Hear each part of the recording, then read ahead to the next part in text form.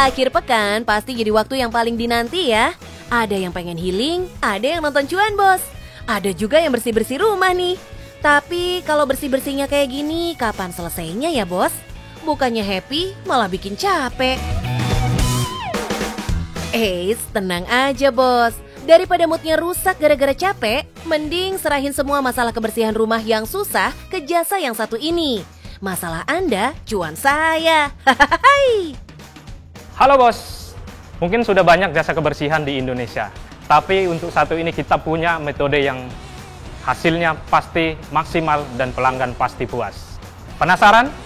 Ikuti kami di Cuan Bos.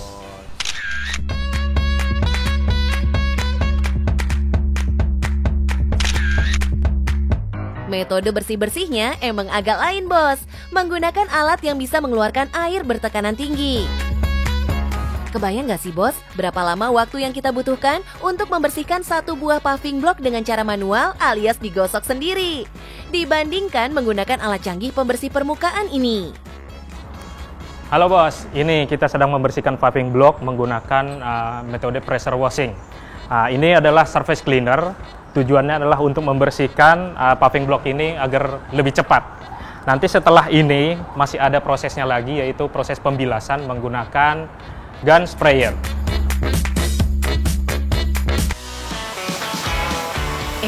Bukan senjata api ya bos. Alat yang bentuknya mirip senapan ini namanya gun sprayer. Alat ini akan mengeluarkan air dengan tekanan yang tinggi. Saking tingginya, lumut-lumut bandel yang menempel di sela-sela paving block bisa dengan mudah dilibas bos. Gak sampai 2 jam, paving block seluas ini bisa langsung bersih bos. Kalau kita bersihin dengan cara manual, bisa-bisa habis waktu seharian nih. Puas banget ya bos lihat hasilnya. Setiap harinya, usaha jasa milik Mas Frikerson ini sering menerima order dari pemilik rumah yang ingin membersihkan halaman, dinding, toren air, bahkan sampai gentengnya bos. Terutama untuk bagian paving block. Romora tuh kayaknya baru pertama deh yang punya jasa untuk melakukan pembersihan paving block. Nah, dari segi harga ya terjangkau kalau saya lihat. Untuk menggunakan jasa ini, Mas Frikerson akan menghitung luas area yang akan dibersihkan bos. Kalau luasnya masih di bawah 5.000 meter persegi, itu kita kenakan biaya 20.000 per meter persegi. Harga itu sudah all in ya bos. Pengguna jasa cukup menyediakan air bersih aja untuk keperluan pembersihan. Gak hanya rumah aja bos yang bisa dibersihkan. Mas Frikerson juga sering membersihkan area industri nih, seperti membersihkan pabrik dan gudang. Bahkan jalan tol dan tiang jembatan pun pernah loh dibersihkan Mas Frikerson. No kaleng-kaleng nih pelanggannya.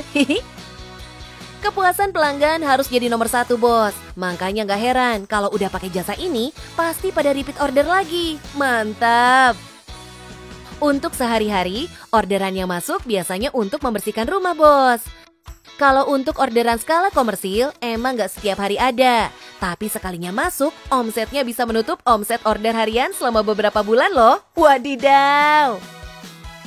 Kalau boleh tahu nih mas, berapa sih omsetnya per bulan? Kalau omsetnya sih sebenarnya dalam sebulan itu range-nya itu bisa dari 50 juta sampai 200 juta. Wow banget nih omsetnya bos. Apalagi tiap tahun selalu ada peningkatan omset. Keren mas. Di balik suksesnya Mas Frikerson sekarang, ada perjuangan yang harus Doi lakukan bos. Pekerjaan sebelumnya mengharuskan Doi merantau hingga ke Papua dan hanya bisa bertemu keluarga setiap 3 bulan sekali. Anak saya baru lahir itu saya masih menemani ya. Tetapi beberapa bulan itu saya harus tinggalkan lagi anak saya karena kan proyek menunggu saya juga di sana. Itu sangat sulit bagi saya untuk meninggalkan anak yang baru lahir seperti itu. Hanya beberapa bulan saya tinggal. Kemudian saya berpikiran, kalau saya seperti ini terus berarti nanti lama-lama anak saya bisa jadi tidak kenal bapaknya gitu kan. Nah, akhirnya saya berpikir ya bahwa memang zona nyaman saya selama ini di proyek harus saya tinggalkan begitu. Akhirnya, tekad dan usahanya beneran berhasil, bos. Anggapan miring di awal-awal Doi merintis usaha ini, sekarang justru berbuah manis. Dibantu 8 orang karyawannya, usaha ini sudah berjalan selama 3 tahun. Pada saat itu adalah puncaknya COVID.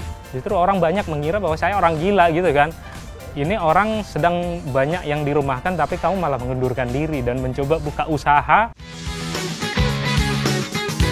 Mas Frikerson bukan hanya pandai menangkap peluang usaha, tapi juga sudah membuktikan sendiri kalau usaha nggak akan mengkhianati hasil.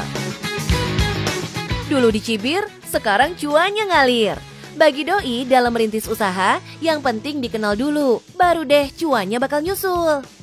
Awalnya kan kita coba untuk memasarkan ini dengan harga yang kita buat serendah-rendahnya. Artinya kita hanya menarik pelanggan dulu. Nah, waktu itu kita sering mengalami kerugian. Kalau masalah profit, oke, nanti kita bisa ambil selanjutnya. Bersih banget ya Mas, makasih banyak loh. Pokoknya keren, mantap. Oke, terima kasih. Oke bos, sudah lihat perjalanan bisnis kami. Apa yang tidak dipikirkan oleh orang lain bisa menjadi peluang bisnis untuk kita. Yang penting, cuan bos!